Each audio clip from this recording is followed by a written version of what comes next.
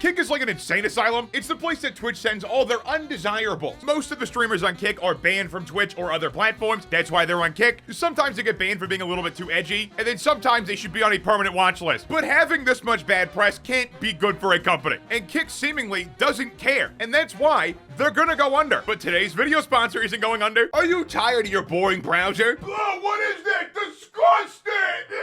Well, you should try Opera GX. Opera GX has hundreds of mods for you to choose from, so you can customize your browser however you want. You can add a mod for background music, keyboard sounds, opening and closing tab sounds, and there's a bunch of themes and colors to choose from, as well as dedicated wallpapers. And you can access all of this in the Opera GX browser by just going to the GX store, where you will find a wide range of mods to explore, or you can create your own. Opera GX also has smart AI prompts that can summarize an article for you, which can be nice if you're reading something that is way too long. And Opera GX also has ChatGPT in the sidebar. So I can ask it something like, does XQC have a gambling addiction? And it basically told me, maybe, which I think is really funny. And if you're still not convinced, Opera GX won't hog your PC resources like other browsers will. And switching to Opera GX is super easy because all you have to do is use the quick import tool. And it will import all your bookmarks, browsing history, cache, and literally everything else over to Opera GX to make the switch seamless. You just have to go to the gear icon, click synchronize, import bookmarks and settings, click import, and there you go. It's that easy. So if you want to give Opera GX a try, the link is down below in the description. And thanks to Opera GX for sponsoring the video. And let's get back into it. Let's start with Kick's most recent problem, which is driving. Kick streamers should not be allowed to drive on the website, period. There's an uncountable amount of incidents of Kick streamers hitting people with their cars, crashing their cars, and just driving in a really reckless way. Like, you have Aiden Ross getting one of his viewers to drive a car into a lake. The cops got called for that one. And then some streamer named Neon was involved in a hit and run, and that whole situation is a clown show. I might just make a video about Neon at some point because this guy is a special case. And then there was this other Kick streamer named HS Tiki Talkie who reportedly crashed his McLaren and fled the scene. And I don't feel bad at all if you named yourself HS Tiki Talkie. I am not great at picking names, but you deserved it. And then more recently, an unhinged streamer just ran over another streamer, and then another unhinged streamer drove on the sidewalk. All of these people are live streaming literal crimes all of the time. It's kind of amazing that Kick is still allowed to exist, because the most common thing I see on Kick is people just breaking the law. It is a miracle the government has not gotten involved at this point. They probably will eventually, but it's insane that Kick can get away with giving these people like a one-day ban and then just letting them back on the website. And that leads into another big problem that Kick has, and that problem is Aiden Ross. This guy is brain dead, and that's a problem because he says stupid things, and he has some ownership in Kick, and he's basically the website's brand ambassador, and he is the worst brand ambassador I have ever seen in my life. This man has single-handedly turned so many people away from ever trying Kick as a platform because he is the type of stupid that takes you down with him. Like, don't forget, guy, he couldn't keep his mouth shut and got his only friend and his only role model, Andrew Tate,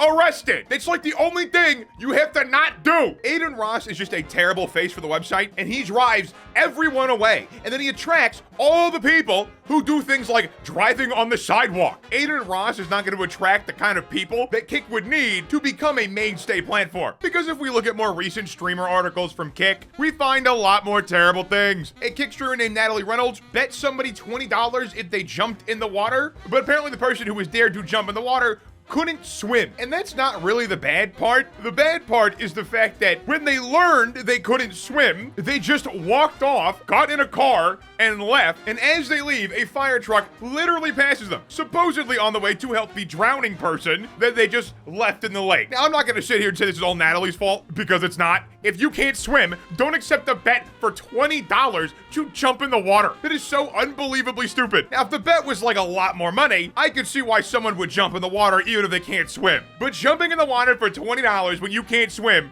that's just brain dead. And this same streamer recently accidentally shot their cameraman with a paintball gun. So she is either really stupid or really desperate. And then, of course, Kick is also the home of Johnny Somali, and I have talked about him before. Basically, he is a professional nuisance. His entire thing is going to countries and being annoying. That's it. No one likes this dude. Like, nobody. And if you do like him, I hate to break it to you, no one likes you either. Generally speaking, pretty much all of Kick content is either being brain dead, harassing random people in public, or gambling away all of your money, while simultaneously telling people it's bad and they shouldn't do it, which is not a very inviting platform. I think most people could overlook the gambling aspect because I think majority of people are somewhere in the middle on that anyways, but all the other stuff like the felonies and all that, people aren't gonna overlook those, regardless of how good your revenue split is, Kick. And if Kick wants to get rid of their problem children, they need to start banning them and actually keep them banned, or at least give them a real ban. With a lot of these bans on Kick, they're lucky to not be in prison. They can handle being banned for a month, but 1 to 3 day bans for incidents where people almost die is unacceptable. That's insane. Even Aiden Ross agrees with that one, but I doubt Kick is gonna do that because Kick staff is just as bad as these guys. Because if they weren't, why are they still on the platform? Also, they do run a gambling site, so it's not really surprising, but just recently an ex-Kick employee came forward and talked about their experience working at Kick, and she explained why she left Kick. And in one instance she talked about, Kick tried to offer a streamer less money because they had autism or were battling cancer, and that is psychotic. Kick's overall brand image is that of an insane asylum. Everyone who's looking at Kick from the outside is just seeing insane people doing insane things and being arrested for some of the dumbest reasons you could ever be arrested for. And I know it's a shocker, but your top streamers being arrested on a regular basis is really bad for business. Kick is never gonna have any real advertisers. Like, yeah, they might get oil money or something, but they're not gonna be getting brand deals with what people consider to be respectable companies. It's not gonna happen. This website, until they clean up their image for at least a year or two, is never gonna have ads. It's just not. So if you're gonna stream on this website, you're giving up on ever making any real ad revenue. And as of now, that's not a huge issue for Kick, because Kick is funded by gambling, and it is the only reason they're still around. Now, I have mixed opinions on the gambling conversation. On one hand, yeah, gambling is addictive. But on the other hand, I feel like people should be able to do what they want to do in their lives, even if it is a bad decision. And I do have a hard time giving people flack if they took a stake gambling deal, because from their perspective, I get it. It's a lot of money. And then in general, sports betting ads are just everywhere, and that is also just as bad. Now, you could make the argument about regulation. Stakes regulation is questionable, and generally sports betting apps are regulated. But still, they're both gambling in my mind. Both of these things should be considered to basically be the same thing. But since Kick is funded by Stake, if Stake goes down, Kick goes down with it. Because Kick is something like a 95-5 split for subs or something. So yeah, they're not paying for anything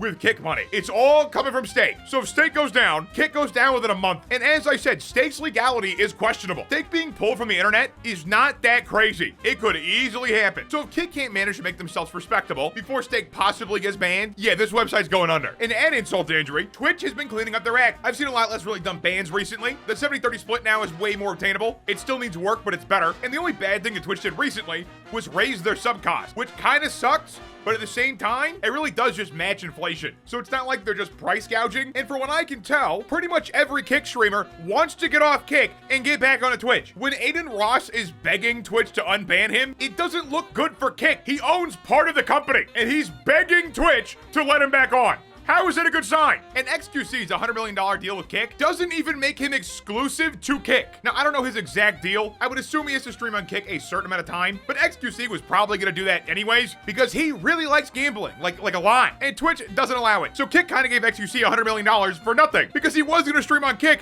just to gamble. Literally. That's it. I guess it was a pretty good PR stunt, but that's pretty much it. So unless Kick starts changing their brand image, I really don't see this website existing within 5 years because something is gonna happen. Kick cannot be letting all their streamers commit crimes. The government will get involved for them not doing anything about it. And Stake probably has an expiration date. But what do you think? Let me know in the comments down below. Like and subscribe. New follow me on Twitter @spatnz. One click enter check out more of my content and have a good one.